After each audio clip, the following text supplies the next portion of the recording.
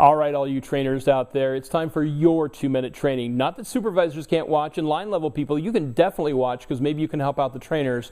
But trainers, we want to focus on you today. I love giving out resources to people. I love teaching our CTOs workshop and our CTO update classes. As I was talking to a class a couple of weeks ago in Iowa, we were talking about resources, and we were talking about how to make training more creative. And there was someone there that had put together their own Jeopardy game. And there was someone else that put together a Who Wants to Be a Millionaire game. And there was someone else that had put a categories game together. Well, I don't know if you know this, and almost everybody is on Facebook. There is a Facebook 911 CTO Trainers Only, and that's its name. Just look up 911 without the dashes, CTO Trainers Only.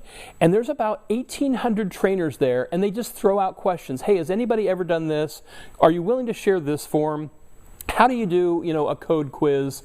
So if it's a quiz, if it's a game, if it's something creative, I also saw a lot of people just saying, hey, where do you think you can get the best, in-service training on this? And they were naming, various companies. Thankfully, ours is in there too.